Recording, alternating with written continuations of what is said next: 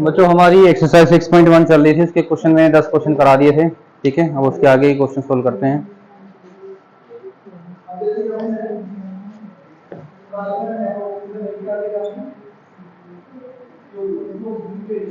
Question number 11।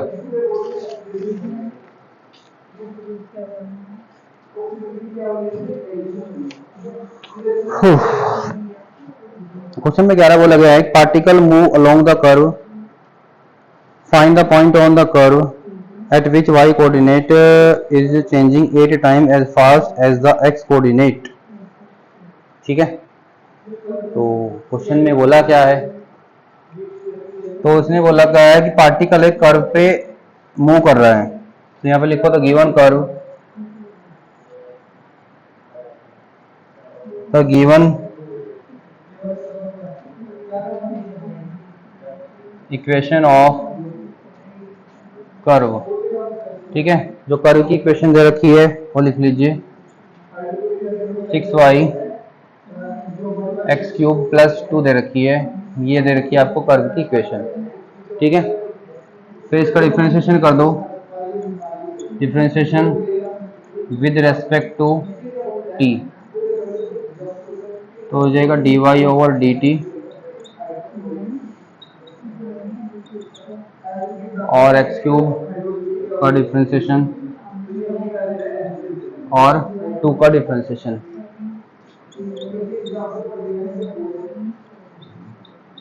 इसका differentiation हो जाएगा 3x² dx ओवर dt और इसका डिफरेंशिएशन हो जाएगा 0। कोई प्रॉब्लम? यहां तक आपको कोई प्रॉब्लम नहीं होनी चाहिए, प्रॉब्लम तो आगे में नहीं होनी चाहिए।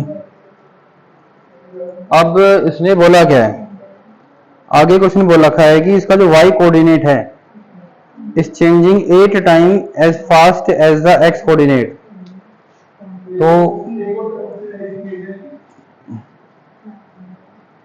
गिवन दैट, दिया गया है कि इसका जो y कोऑर्डिनेट है उसका चेंज होने का रेट 8 टाइम्स है x कोऑर्डिनेट के चेंज होने के रेट से। ये क्वेश्चन में आपको बोला गया है, y कोऑर्डिनेट का चेंज होने का रेट x कोऑर्डिनेट के चेंज होने के रेट का 8 टाइम्स है, ये क्वेश्चन में दिया गया है। तो यहाँ पे dy और dx, dy और dt की वैल्यू वाली पुट कर दो। ठीक है, फ्रॉम टू, तो यहाँ पे आपने वैल्यू पुट कर दी 8 dx और dt और इधर 3x² dx over dt, dx dt से dx dt कैंसिल हो गया, 3 से इसको काट दो, 3 दूनी 6, 8 दूनी 16, तो x² की वैल्यू आ गई है 16। तो यहाँ से x की वैल्यू आ जाएगी √16 which is equal two plus minus का 4। तो x की वैल्यू आ गई है प्लस माइनस का 4। अभी हमें वो कोऑर्डिनेट बताने हैं एक्स वाई के जिस पर ऐसा हो रहा है। तो अब क्या करो, पुट कर दो x की value 4 in equation number first में। तो 6y 4 क्यूब प्लस 2, ठीक है, 4 का क्यूब कितना होगा 64, ये हो जाएगा 66, 6 इधर चला जाएगा, कितना आ गया 11। तो रिक्वायर्ड पॉइंट क्या आ गया आपके 4 एंड 11। अभी एक पॉइंट और पुट करना है इसमें, एंड x की वैल्यू -4 पुट करो इन फर्स्ट।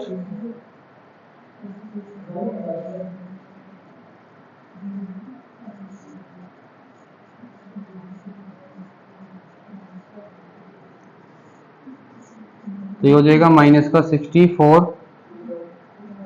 प्लस 2 हो जाएगा माइनस का 62 अपॉन में आ जाएगा 6, इसको थोड़ा सा कट कर लिया 31/3 तो दूसरे कोऑर्डिनेट आपके आ गए हैं -4 -31/3। ठीक है, बस सॉल्व हो गया। समझ आ गया आपको? कुछ नहीं था इसमें, हमने कर्व का डिफरेंशिएशन करना था। ये क्वेश्चन में दे रखा था dy dt equal to 8 dx dt value हमने इसमें पुट कर दी। यहाँ से x की वैल्यू निकली, दो वैल्यू निकली, एक प्लस का 4 निकला, एक माइनस का 4 निकला। दोनों वैल्यू को हमने इक्वेशन फर्स्ट में पुट कर दिया, वहां से y की वैल्यू आपकी आ गई है। ठीक है, चलो कर लो।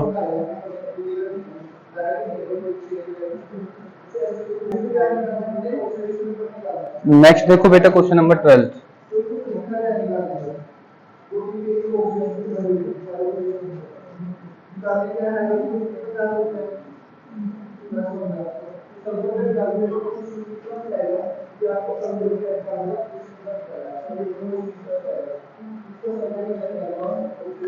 क्वेश्चन नंबर 12 में आपको बोला गया है the radius of air bubble is increasing at the rate of 1/2 centimetre पर सेकेंड। इसमें अगर एयर बबल है, हमने मान ली इसकी रेडियस क्या है, r है, तो उसने बोला है कि इसकी रेडियस के इंक्रीज होने का जो रेट है 1/2 सेंटीमीटर पर सेकेंड है। इसके रेडियस की इंक्रीज होने का रेट है 1/2 सेंटीमीटर पर सेकेंड। ठीक है, उसने पूछा क्या है, इसका वॉल्यूम किस रेट से इंक्रीज हो रहा है। तो बेटा इसका वॉल्यूम होगा क्या, एयर बबल स्फेरिकल है, इसका वॉल्यूम होगा 4/3 पाई r क्यूब होगा इसका, है ना। अब हमने करना क्या है, इसके वॉल्यूम को t के रेस्पेक्ट में डिफरेंशिएशन कर दीजिए। वॉल्यूम का t के रेस्पेक्ट में डिफरेंशिएशन कर दीजिए।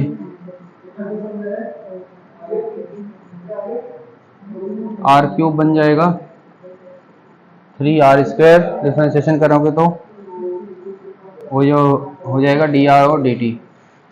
3 से 3 कैंसिल आउट कर दो, 4r², dr dt की वैल्यू यहाँ से पुट कर दो, ये वाली 1/2, 2 से 2 ये 4 कैंसिल हो गया, तो 2r² सेंटीमीटर क्यूब पर सेकंड आ गया है।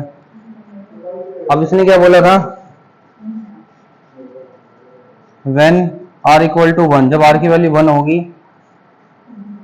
तब dv dt कितना होगा, तो आपने 1 पुट कर दिया तो 2 आ गया है, तो 2 सेंटीमीटर क्यूब पर सेकंड होगा।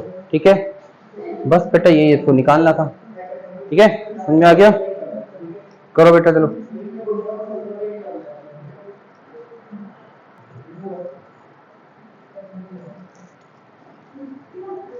Question number 13।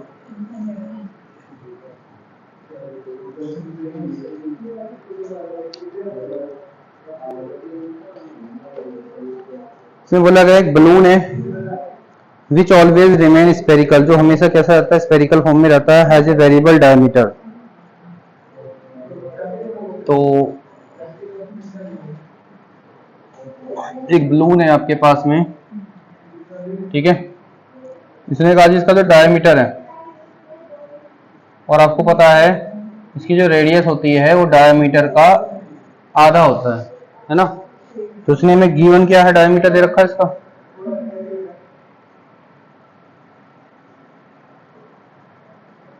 डायमीटर है 3/2 2x + 1 दे रखा है। देन रेडियस क्या होगी इसकी, 3/2, एक 2 और आ जाएगा नीचे,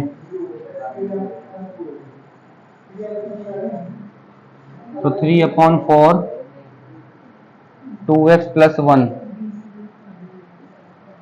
3/4 2x + 1 क्या आ गया है, रेडियस आ गई है इसकी। अब इसने हमें बोला है कि इसका जो वॉल्यूम है उसके चेंज होने का रेट बताओ x के रेस्पेक्ट में। नाउ इसका वॉल्यूम क्या होगा बेटा, 4/3 पाई r क्यूब होगा, तो 4/3 पाई r क्यूब, तो 3/4 का क्यूब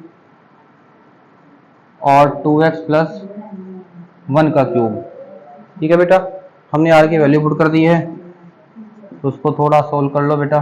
3 से ये एक पावर कम हो जाएगी, 4 से कम हो जाएगी, 2 रह जाएगी, है ना।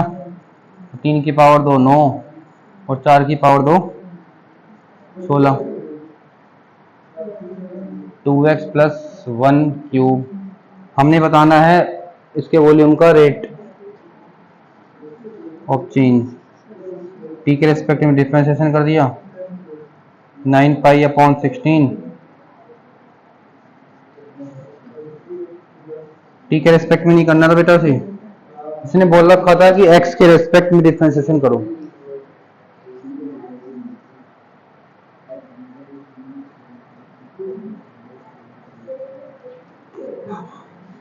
तो 9 पाई अपॉन 16, तो डिफरेंशिएशन कैसे होगा, ये 3 आगे आ जाएगा और इसकी पावर कितनी रह जाएगी 2। उसके बाद में ये 2x प्लस 1 का डिफरेंशिएशन होगा, जो आ जाएगा 2, x का 1 हो जाएगा और 1 का 0 हो जाएगा डिफरेंशिएशन। ठीक है, सॉल्व कर लो उसको थोड़ा सा। 9 से 3 की मल्टीप्लाई कर दी, तो 27 पाई अपॉन 8 2x प्लस 1 का होल स्क्वायर, ये इस क्वेश्चन का आंसर आ गया। ठीक है, देख लो।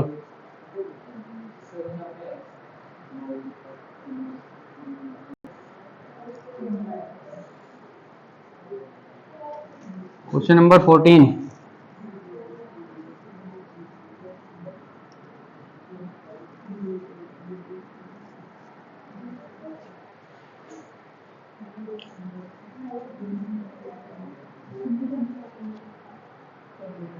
क्वेश्चन नंबर 14 बोल रखा है, sand is pouring from a pipe at which rate of 12 centimetre per cube per second. इसने कहा आपके पास कुछ सैंड है, जो सैंड आप जमीन पे डाल रहे हो तो वो ऐसे कौन की फॉर्म में गिर रहा है, वो ऐसा कौन सा बना रहा है। ठीक है, ऐसे ही रेत गिर रहे हो आप, तो इस तरीके का एक कौन बन गया। ठीक है, और किस रेट से गिर रहा है वो, तो उसके वॉल्यूम का रेट दे रखा है, किस रेट से वो गिर रहा है, तो वो बढ़ रहा है 12 सेंटीमीटर क्यूब पर सेकेंड, ये आपको दे दिया क्वेश्चन में। उसके बाद इसने बोला है the following sand form a cone, इसने एक जो गिरते हुए रेत ने एक कॉन बनाया, मतलब शंकु बना दिए, on the ground in such way that the height of cone is always 1/6 of the radius of the base. इसने कहा जो इसकी हाइट है वो उसकी रेडियस की हमेशा 1/6 रहेगी। क्वेश्चन में ऐसा बोला गया, height of the cone always 1/6 of the radius of the base. तो हमने इसकी रेडियस मान ली थी कि इसकी रेडियस r है, इसकी हाइट h है, हमने लेट कर लिया था। तो हम ये लिख सकते हैं, छोटा h ले लो, बड़ा h ले लो, जो लेना ले लो। ठीक है, r की वैल्यू होगी है 6h। ठीक है, बताना क्या है, how fast is the height, इसकी हाइट किस रेट से बढ़ रही है बताना है आपको। ठीक है बेटा, इसका जो वॉल्यूम होता है, इसका वॉल्यूम होता है 1/3 पाई आर स्क्वायर एच। पढ़ा होगा आपने 9th क्लास में, 10th क्लास में पढ़ा होगा। तो अब क्या करो बेटा, आर की वैल्यू यहाँ पे ये पुट कर दो, 6h का स्क्वायर आ गया। हमने क्या करा, आर की वैल्यू पुट कर दी जो हमें दे रखी थी।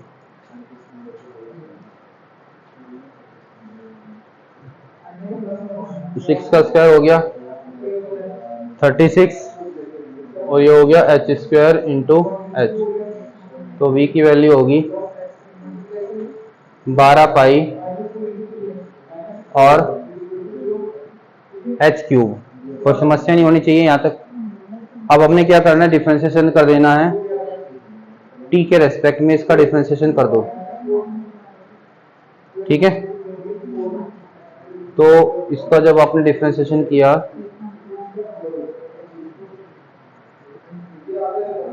12 पाई, इसका आया 3h स्क्वायर और dh ओवर dt। ठीक है बेटा, और वैल्यू पुट कर दो अब इसमें। dv dt की वैल्यू कितनी है, dv dt की वैल्यू कितनी है 12,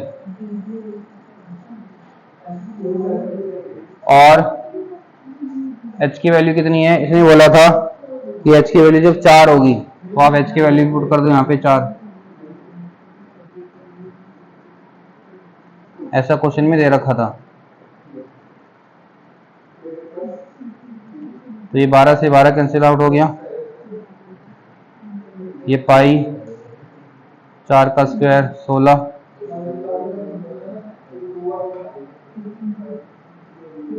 ये हो गया 16 दूनी 32, 16 × 48, 1/48 पाई, वैल्यू आ गई है डी एच और डी टी की। ठीक है,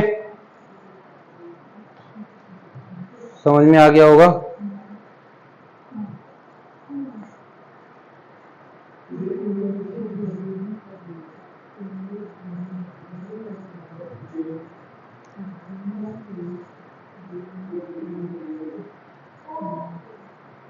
चलो कर लो।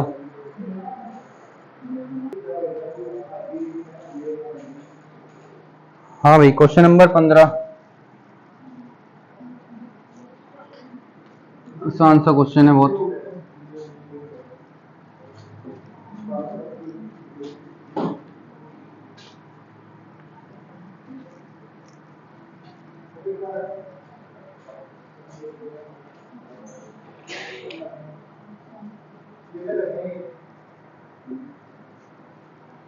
पंद्रह क्वेश्चन बोला था total cost in rupees associated with the production of x units of an item is given by. एक क्वेश्चन दे रखी है प्रोडक्शन ऑफ कॉस्ट की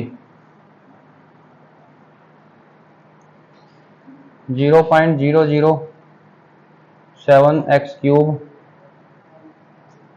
माइनस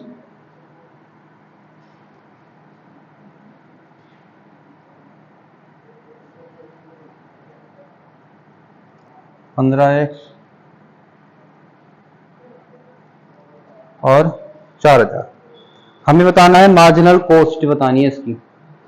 तो बेटा मार्जिनल जो कॉस्ट होगी उसका बस आप डिफरेंशिएशन कर दो, वही इसकी मार्जिनल कॉस्ट कहलाएगा।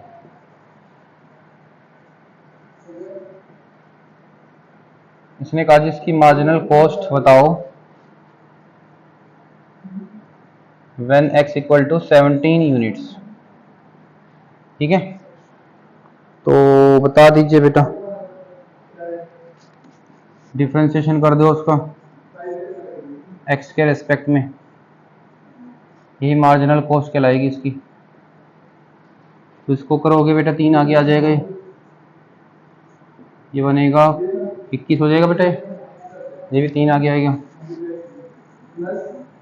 ये 2 आगे आ जाएगा 6x और ये 15 है ना, और 4000 का 0 हो गया।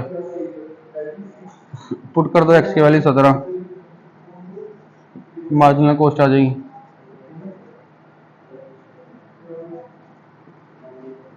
17 का स्क्वायर 17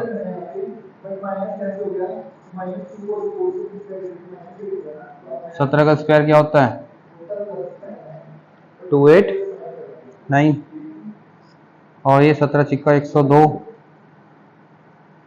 तो ये आ जाएगा प्लस 15।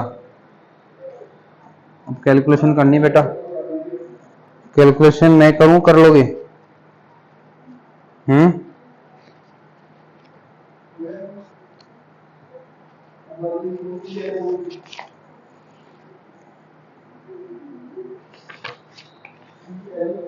कैलकुलेशन आपने ही करनी है बेटा। तो इसका आंसर आ जाएगा 20.967। इससे इसकी मल्टीप्लाई करके घटा के जोड़ के सभी आ जाएगा। ठीक है बेटा, बस करना क्या था, डिफरेंशिएशन करना, वैल्यू पुट करनी है, कर लो बस, हो गया, ये आपका आंसर आ गया, तो इतनी रुपीज। चलो हो गया। सेम क्वेश्चन नंबर 16 है ऐसा ही, इसका भी आपको डिफरेंशिएशन करना है, मार्जिनल रिवेन्यू आ जाएगा।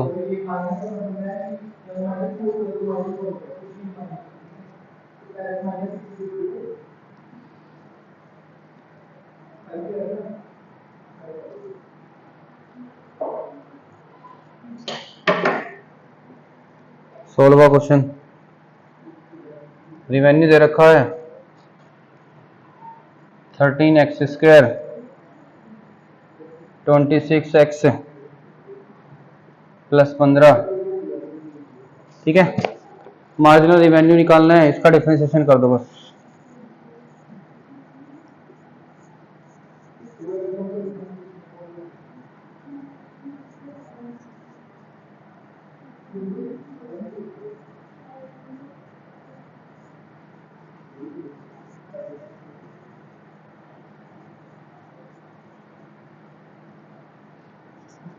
ये 2 आगे आ जाएगा, 2x, x का 1 हो जाएगा, ये 0, 13 दूनी 26x + 26, when x = 7, x के वैल्यू 7 पुट कर दो यहाँ पे। इसको आप ऐसे भी कर सकते हो, 26 कॉमन लेके, जब आपने 7 यहाँ पुट किया तो 26 × 8 मल्टीप्लाई कर दो उसकी, 8 × 48, ठीक है, 8 दूनी 16 और 4 20, 208, बस ये आपका आंसर आ गया, ठीक है। अब आपके MCQ रह गई हैं, इनको देख लेते हैं। लो कॉपी कर लो उसको जल्दी से।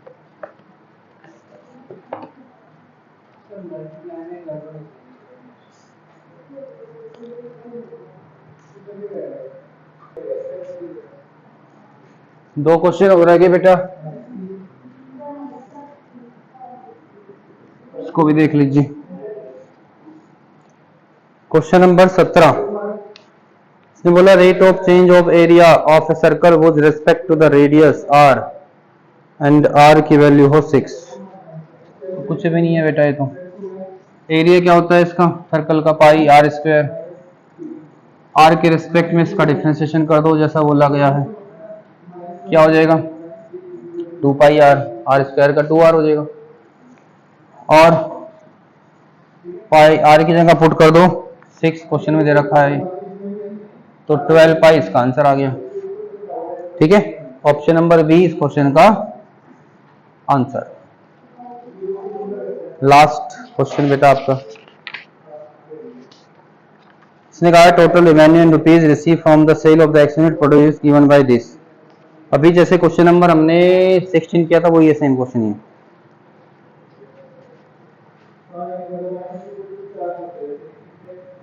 रेवेन्यू आपको दे रखा है ये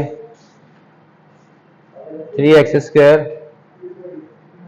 36x + 5, इसका डिफरेंशिएशन कर दो x के रेस्पेक्ट में, 6x + 36 हो जाएगा, पुट कर दो,